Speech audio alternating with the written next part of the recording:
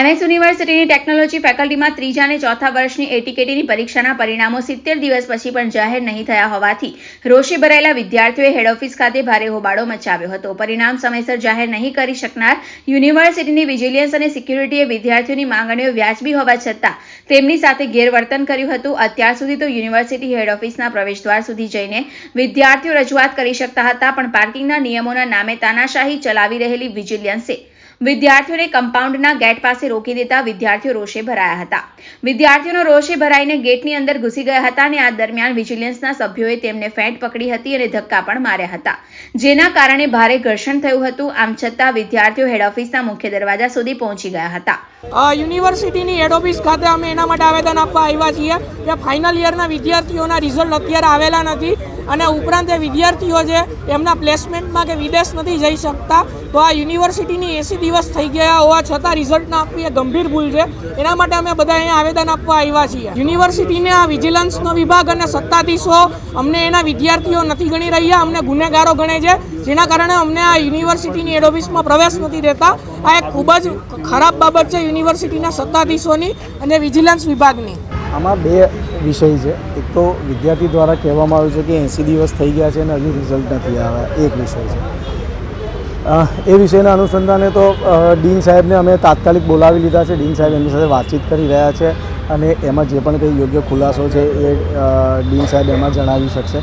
અને સ્વાભાવિક રીતે કે કોઈ પણ પરીક્ષા હોય એ પરીક્ષાને પૂર્ણ થયા બાદ એનું એસેસમેન્ટ શરૂ થતું હોય છે, વચ્ચે દિવાળી વેકેશનનો સમયગાળો પણ આવી ગયો હોય એ પણ એક કારણ હોઈ શકે છે, પરંતુ એનું પ્રોપર એનાલિસિસ કર્યા બાદ જ એમાં કહી શકાય કે 80 દિવસ થયા છે, 70 દિવસ થયા છે કે 45 દિવસ થયા છે, બરાબર છે। એનું જોઈ શકે કારણ હોઈ શકે, એક કારણ હોઈ શકે છે એનું, પરંતુ એમાં સ્વાભાવિક રીતે છે કે દિવાળી પહેલાં બધી પરીક્ષાઓ પૂર્ણ કરવી એક સંકલ્પ હતો અને એમાં મહદ અંશે યુનિવર્સિટીની 80% વિદ્યાર્થીઓની સફળતા પણ મળી છે। અને ડીન સાહેબને દિવાળી વેકેશન એટલે દિવાળીના 5 દિવસ તો કોઈ પણ માણસ હોય ને એની રજા હોય જ।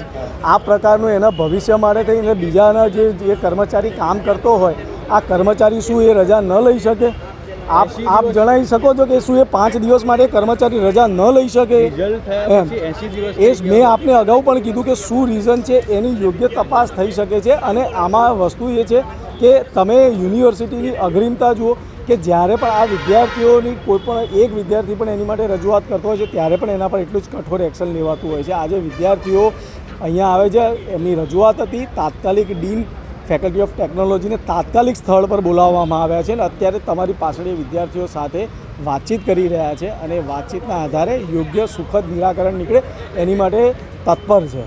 અને આટલું પ્રોમ્પ્ટ એક્શન એ કદાચ યુનિવર્સિટીમાં કોઈ વિભાગમાં લેવાતું હશે તો આ યુનિવર્સિટી હેડ ઓફિસથી માનનીય વાઇસ ચાન્સેલર શ્રીના દિશા નિર્દેશથી તાત્કાલિક એક આપણી પરંપરા છે, એ પરંપરા અનુસંધાને આપણે 45 દિવસની અંદર રિઝલ્ટ ડિક્લેર કરી દેતા હોઈએ છીએ, પરંતુ એ કોઈ એની સૂચિત એ જે છે બ્લેક એન્ડ વ્હાઇટમાં જેને કહી શકાય એ પ્રકારની કોઈ વ્યવસ્થા હાલ એવું નથી, પરંતુ આ એક પદ્ધતિ છે અને ઘણા રિઝલ્ટ આપણે 20-20 દિવસમાં પણ ડિક્લેર કરેલા છે, બરાબર છે। આજે યુનિવર્સિટીમાં દરેક 14 ફેકલ્ટી અને 3 કોલેજીસની મળી અને 80થી વધારે પરીક્ષાઓ એકસાથે ચાલી રહી હતી, એમાંથી 70થી વધારેના રિઝલ્ટ ડિક્લેર થઈ ગયા છે।